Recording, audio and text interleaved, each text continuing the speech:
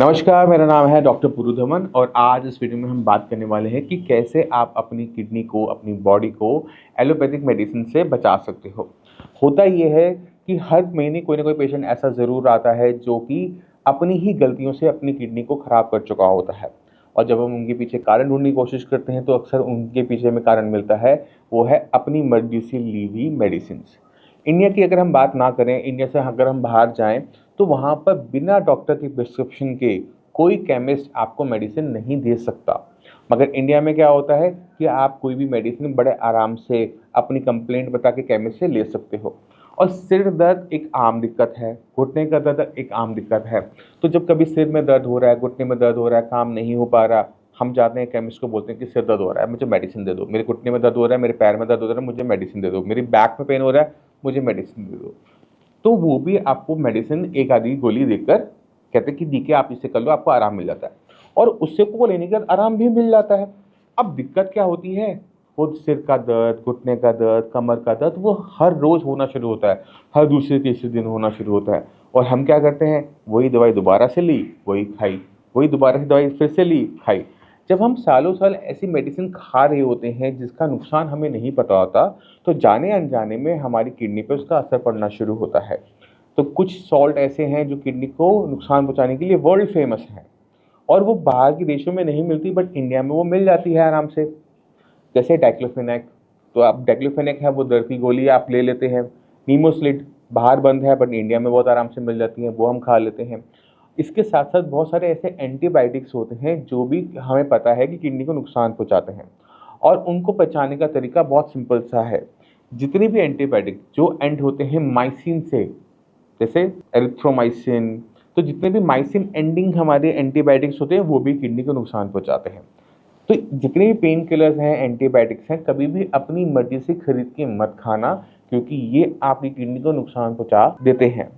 अब हर किसी की बॉडी ना डिफरेंट होती है। पेशेंट ना अपने आप को ना दूसरे पेशेंट से कंपेयर कर जाता है। वो कहता है वो तो खा रहा था, उसकी किडनी तो खराब नहीं हुई, मेरी किडनी क्यों खराब हुई। तो आपको समझने की ज़रूरत है कि हर बॉडी दूसरी बॉडी से डिफरेंट है। आपको दूध पचता है, हर किसी को दूध पचता है नहीं। आपको गेहूँ पचता है, सबको गेहूँ पचती है नहीं। आपको डस्ट से एलर्जी नहीं है, किसी को डस्ट से एलर्जी होती है, किसी को पॉलन से एलर्जी होती है। तो हर किसी की बॉडी डिफरेंट तरीके से काम कर रही होती है। तो अगर वो मेडिसिन किसी और के लिए नुकसान नहीं पहुंचा रही तो इसका मतलब ये नहीं है कि वो आपको नुकसान नहीं पहुंचाएगी। आई मेरी बात समझ में? तो आपको हमेशा जितनी भी एनएसएडीज होते हैं, non steroidal anti inflammatory drugs, ठीक है, इनको लेने से बचना चाहिए हर कीमत पर।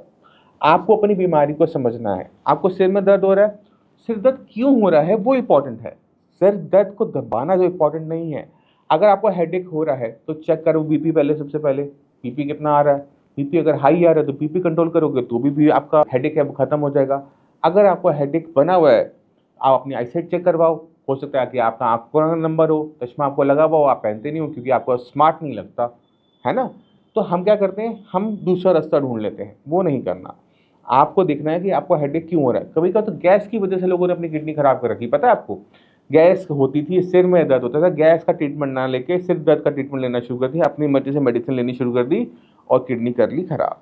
तो मेरी हाथ जोड़ के विनती है आप सभी से कि कभी भी आप सिम्टम पे इलाज मत किया करो, सिम्टम को कभी दबाया मत करो। सिम्टम एक सिग्नल होता है जो हमें बता रहा है कि something going wrong inside the body. अगर आपकी बॉडी में कुछ भी गलत हो रहा है तो आपको उसे वहीं से ठीक करना पड़ेगा। अब बीपी की वजह से हेडेक हो रहा है तो बीपी ठीक करो, हेडेक ठीक मत करो, हेडेक अपने आप ठीक हो जाएगा। तो आपको ये जो बेसिक्स होते हैं मेडिकल के, ये आपको पता होने चाहिए, क्योंकि मुझे अपनी बॉडी का पूरा ध्यान रखना है। डॉक्टर फिर गलती कर सकता है, बट अगर आपके पास थोड़ी सी नॉलेज है तो आप डॉक्टर को गलती करने से भी रोक सकते हो। तो पेन किलर, एंटीबायोटिक्स आपने सोच समझ के खाने हैं। गूगल पे बहुत सारी जानकारी होती है। जब भी कोई डॉक्टर आपको लिखे कि आपने फलाना फलाना पेन किलर खाना है, फलाना फलाना एंटीबायोटिक खाना है, तो कृपा करके उसकी सेफ डोसेज देख लो, उसके सिम्टम्स देख लो कि एडवर्स इफेक्ट में वो क्या हमें बॉडी में कर सकता है। क्योंकि जब आपको सिम्टम आएगा तो आपको पता है कि आपको डॉक्टर के पास जाना है। तो उससे क्या होता है कि मेडिसिन हम उतनी ही लेते हैं जितना डॉक्टर बोलता है। पर्चे में अगर लिखिए 5 दिन, तो 5 दिन ही खाएंगे, छठा दिन नहीं करेंगे। क्यों? क्योंकि हमें पता है कि उसका नुकसान हो सकता है। तो ये आपको मेडिसिन के साथ केयरफुली चलने के लिए भी मदद कर देता है। तो मैं उम्मीद करता हूँ इस वीडियो से आप काफ़ी कुछ समझ गए। मैं पूरी लिस्ट जो आपको मेडिसिन नहीं खानी है उसको मैं डिस्क्रिप्शन बॉक्स में लगवा दूंगा। आप उस पूरी लिस्ट को अपना डाउनलोड करके रख लेना, जिससे आपको हेल्प मिलेगी फ्यूचर में कि कौन सी मेडिसिन आपकी किडनी के लिए सेफ़ है और कौन सी मेडिसिन सेफ़ नहीं है। अब इसी के साथ आप सभी से चलने की आज्ञा चाहता हूँ। मिलते हैं अगली वीडियो में, तब तक के लिए नमस्कार।